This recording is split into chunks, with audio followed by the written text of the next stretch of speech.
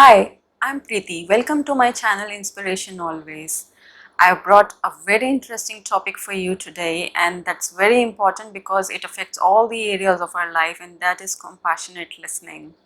So before I come to the topic, I just share with you an article which I was reading somewhere, and it's an excerpt from a book.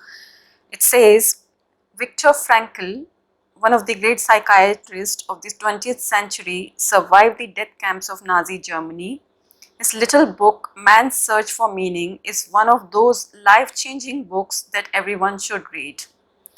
Frankl once told the story of a woman who called him in the middle of the night to calmly inform him she was about to commit suicide. Frankl kept her on the phone and talked her through her depression, giving her reason after reason to carry on living. Finally, she promised she would not take her life, and she kept her word. When they later met, Frankl asked which reason had persuaded her to live. None of them, she told him. What then influenced her to go on living, he pressed. Her answer was simple. It was Frankl's willingness to listen to her in the middle of the night.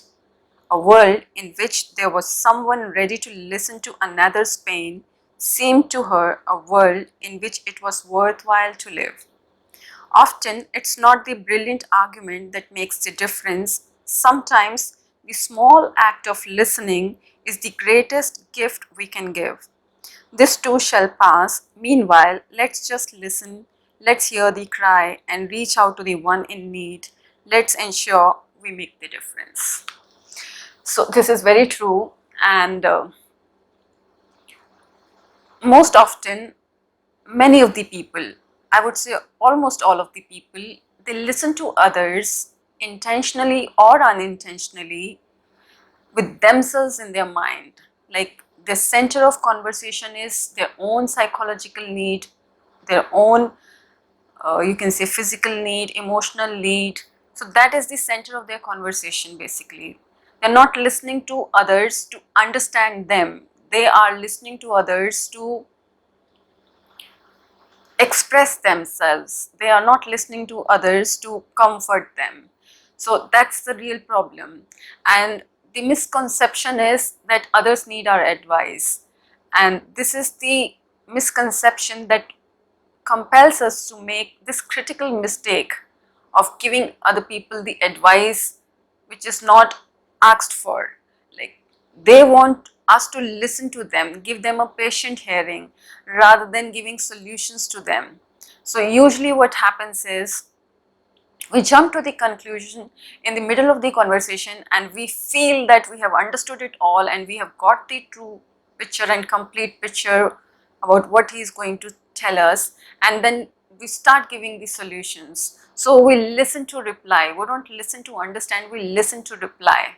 And it says, there is a saying called, when you listen to others, you understand half and then you remember 25% of it. And when you have to reiterate, you don't remember hardly 10%.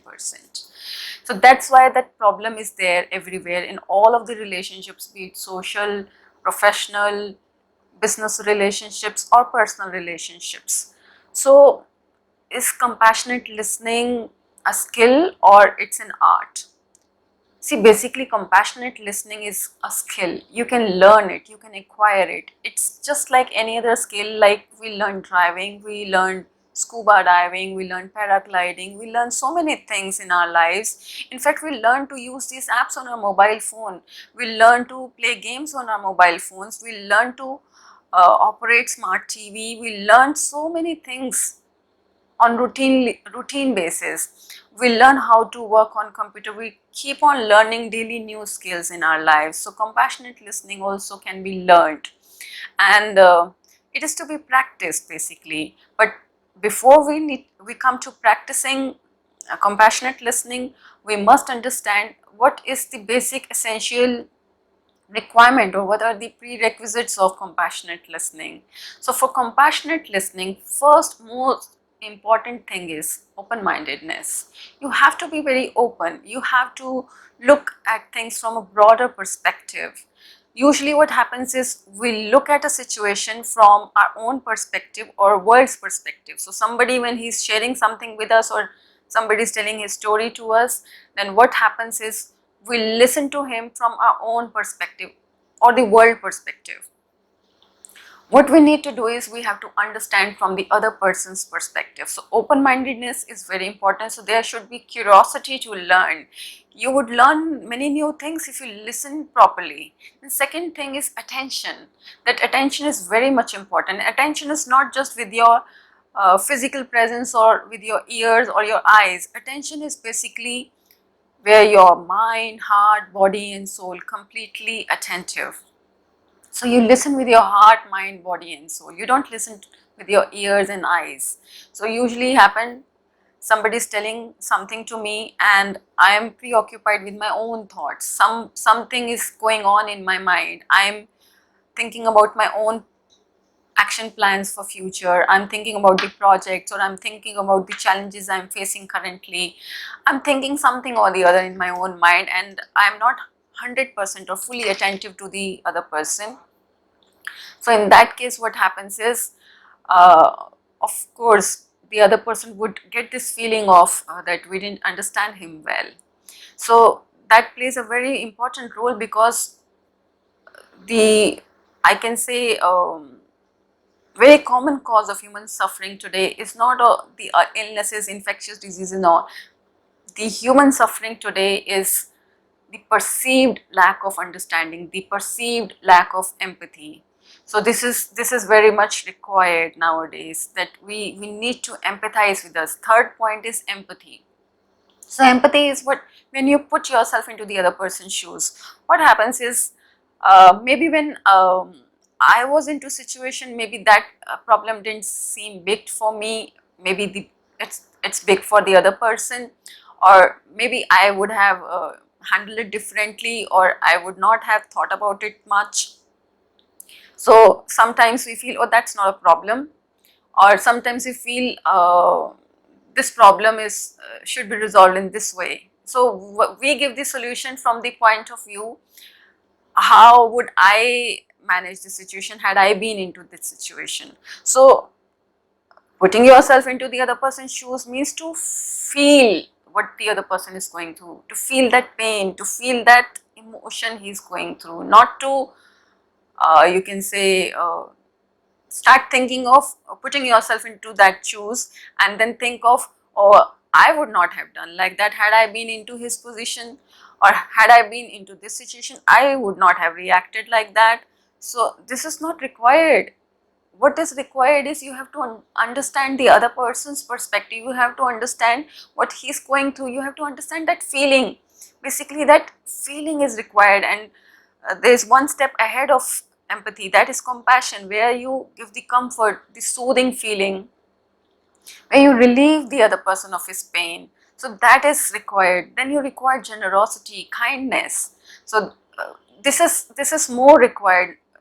Most of the times people don't come to us for for our advice. They come to us so that we can listen to them, so that we give time to them.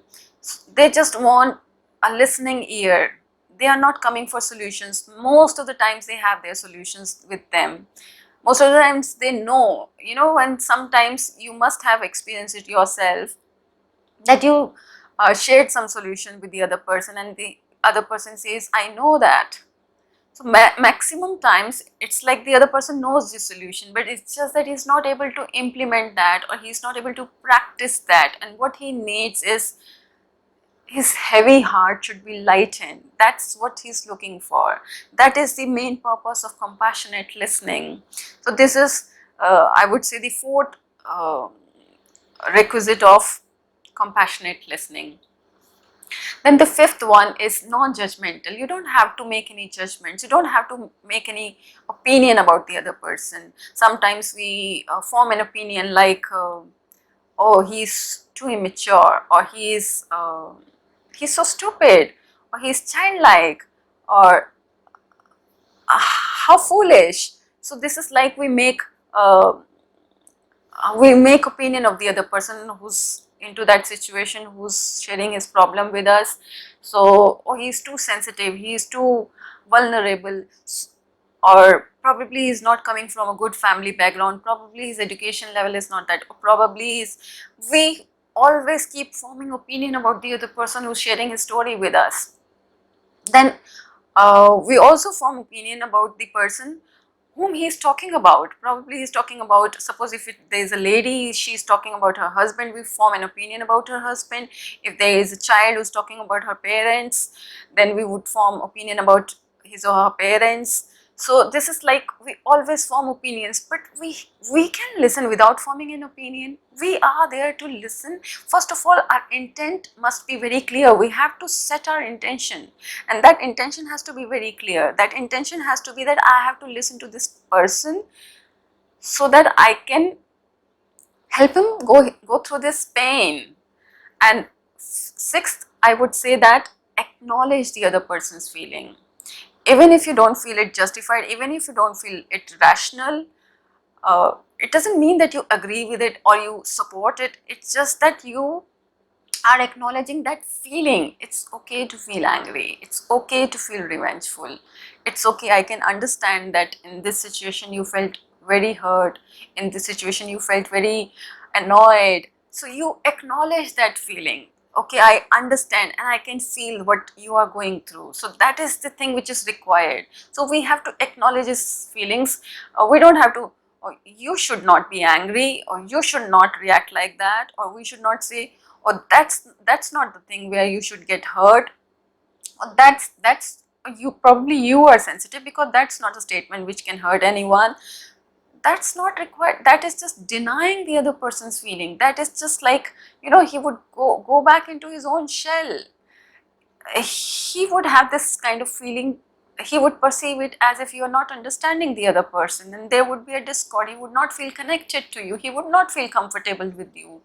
So that's not the point. The point is to help him, the point is to uplift him, and you cannot uplift him by criticizing the other person. So next is criticizing. I would say seventh is, we should control our temptation to criticize the other person. What happens is we start criticizing the other person. You are so dumb, you are so foolish, you are so stupid, you should not be so transparent, and whatsoever. We start criticizing the other person. You are so weak.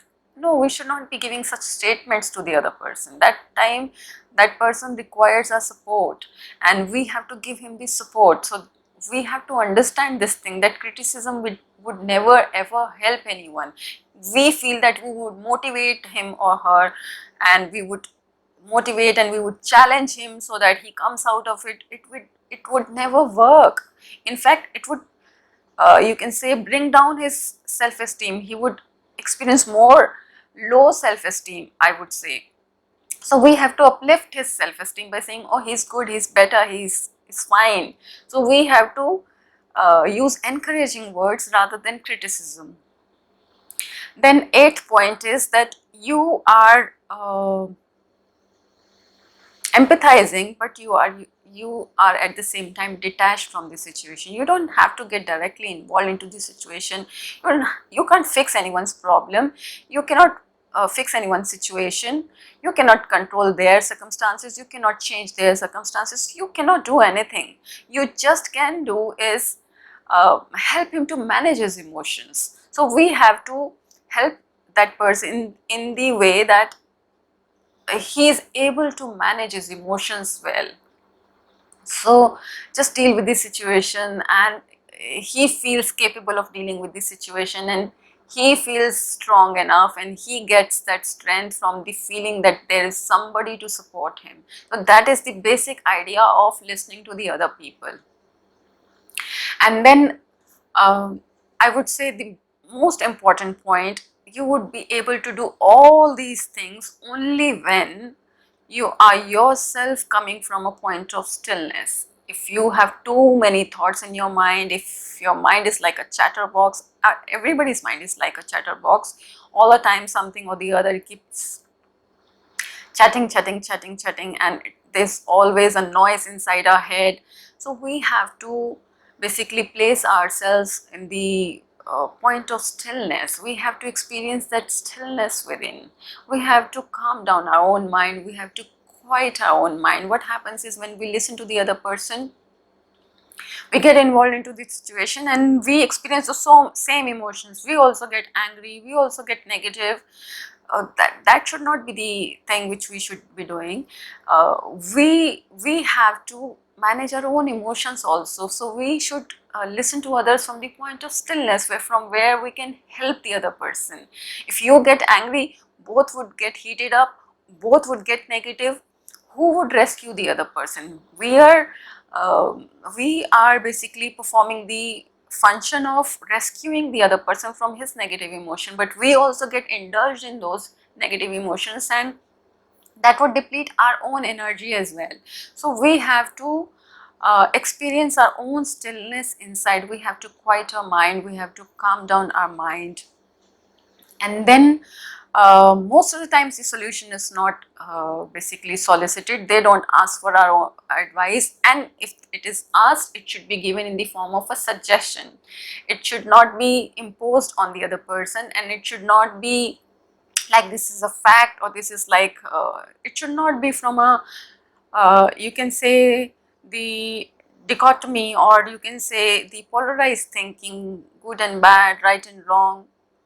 It should be from my perspective, this should be the best solution, but you know better because you are into this situation, I am not into this situation, and you have to deal with the things. And everyone's strength and weaknesses are different, everyone's personality is different, my personality is different, the other person's personality is different. So we have to understand, so we can work out together, and we can explore the possibilities together.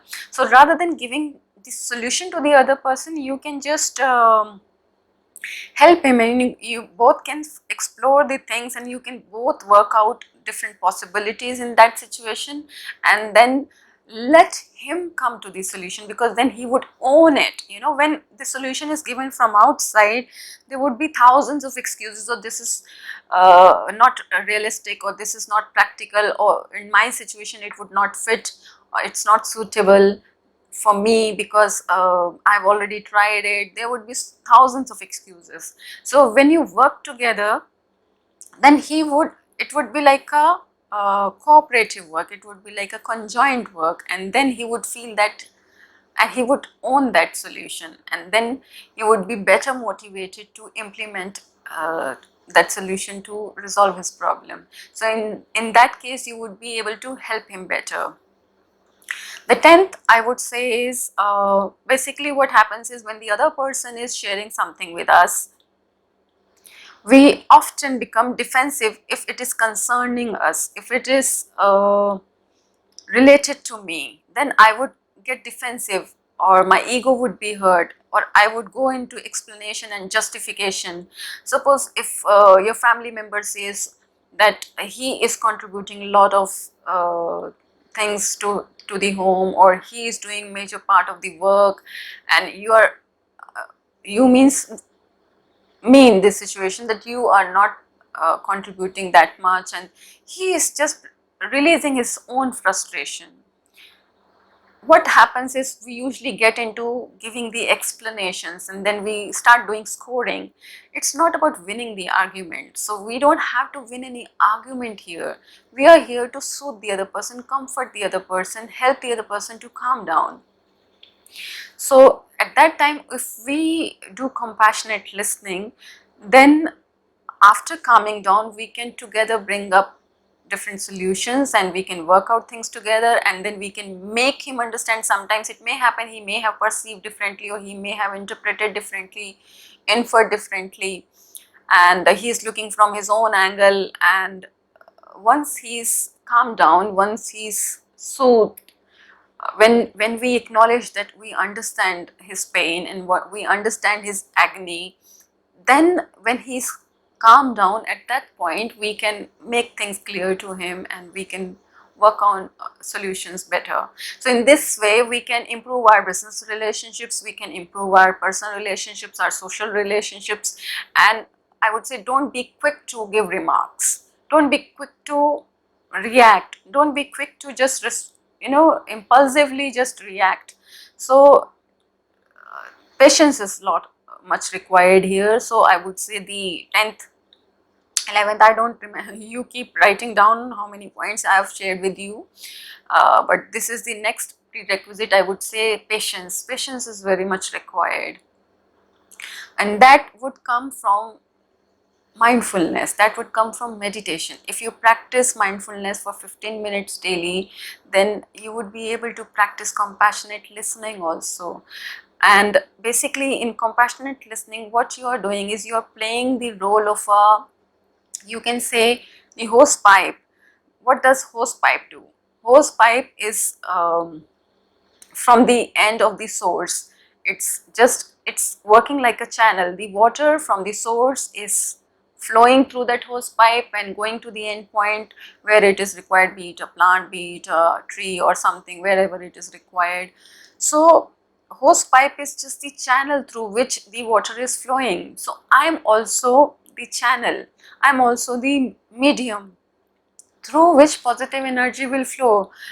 uh, we should not ever think that I am giving positive energy to the other person, or I am giving peace to the other person, or I am radiating good vibrations to the other person. No, it's flowing through me, I am also receiving it.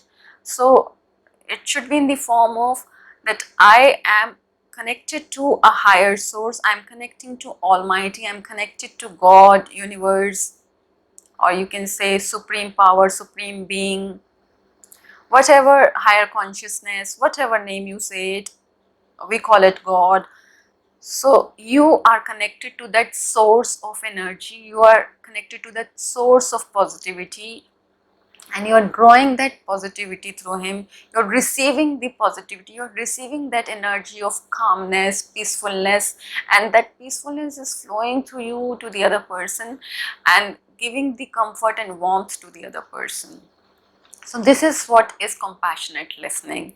So I would just share here um, a brief commentary on, it would be a 5 or 10 minutes commentary on compassionate listening. This would help in compassionate listening. First we have to clear our own blocks, first we have to feel that comfort inside us, first we have to feel that comfort ourselves, then only we can give it to the other person. So what we have to do is we have to feel that comfort inside us. So I would be giving you the guided commentary, and you don't have to do anything, you don't have to use your mind, you don't have to think anything, you just have to listen to whatever commentary I'm giving to you, and try to visualize, try to imagine whatever this guided commentary tells you to do. You just try to imagine. If you're not able to imagine, just relax, just be at ease, don't do anything, just listen quietly and practice this, and this will help you in compassionate listening. So let's begin with the meditation part. So keep your feet on the ground and keep your hands on your lap. Relax your muscles, relax your whole body, relax your feet, relax your legs, your thighs, your lower trunk, your upper trunk, your shoulders, your neck, your face, your eyes. Everything has got relaxed. Take deep breaths. Breathe in, breathe out. Breathe in, breathe out. Just deepen your breathing. Find your own rhythm. Feel as if your feet are grounded to the earth. There is a string from your feet to the ground. Your spine is straight. And just relax. Just relax. Just relax. Breathe in. Take deep breath in. Take deep breath out.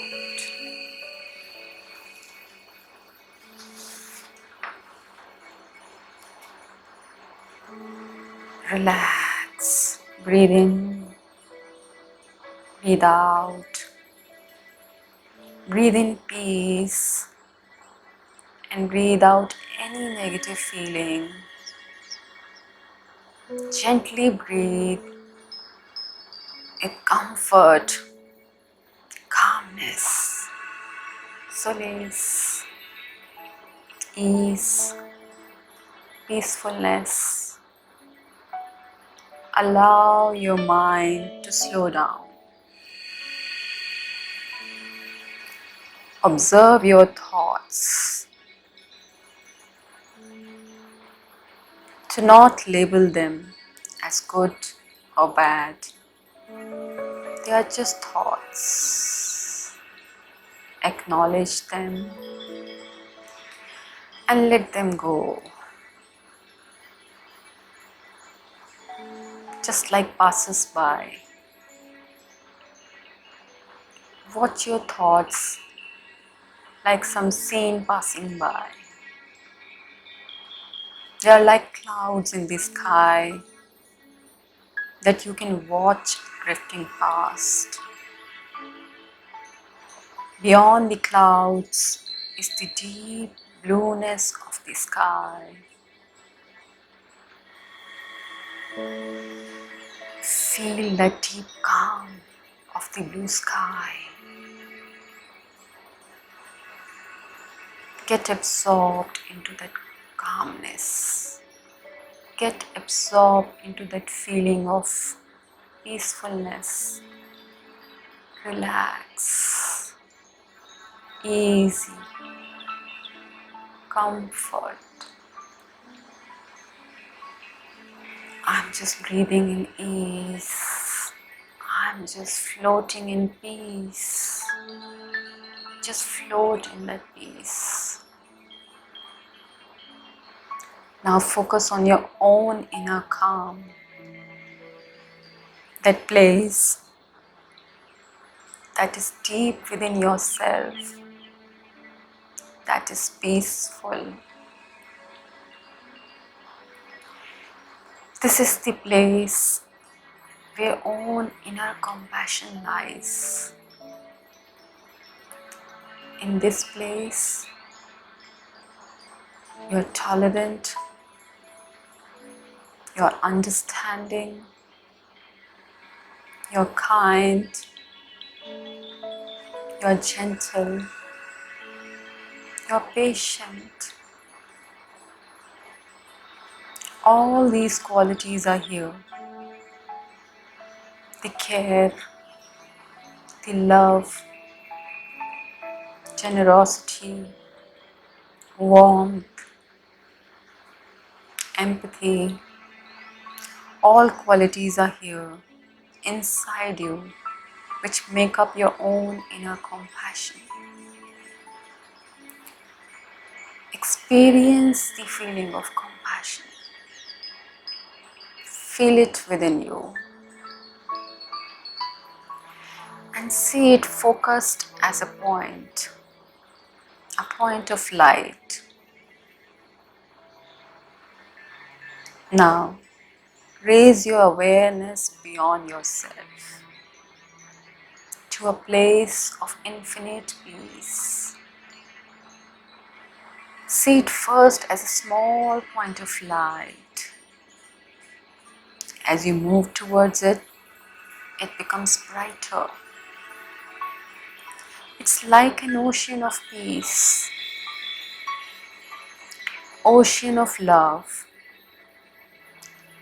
ocean of virtues, ocean of comfort, ocean of calm, ocean of compassion. You feel connected. You feel as if you are bonded to this point of light. And from this light, rays are coming to you. As these rays come to you, your own light shines brighter. Your own light is becoming brighter and brighter. When you receive the rays from that point of light, your own light shines. and you feel that you are part of that ocean of deep peace and love. It surrounds you, it envelops you like a cloak. It fills you up, absorbing every part of you with a comfortable warmth. Rest in that feeling of being loved. It's like energy, a vibration, a light filling you. You're constantly filling yourself with this light. You're absorbing this energy. You're completely absorbed in this energy. You're under the fountain of this energy. And now you're overflowing with it. You're overflowing with that light. You're overflowing with that peace. You're overflowing with that energy. You're overflowing with that vibration.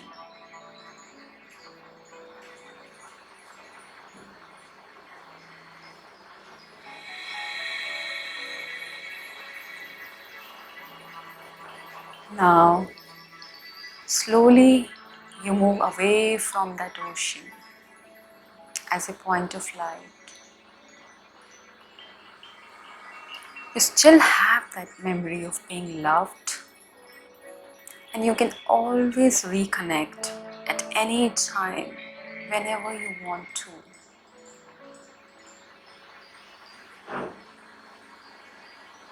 This memory is stored in your mind. You can tap into this memory anytime, whenever you wish. Gradually, come into the awareness of your room. Feel your body. Feel your feet on the ground.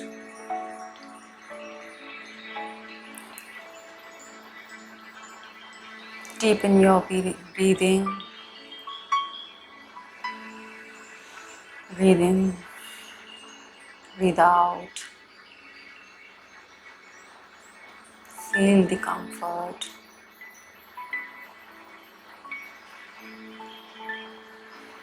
In your own time, you can open your eyes. You can stretch your arms and feet. You can stand up if you want to.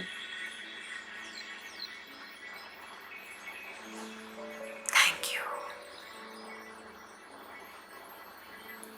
Thank you for being there with me. Thank you for watching this channel. Thank you for watching this video. And thank you for your patient listening. You have already practiced peaceful listening while watching this video.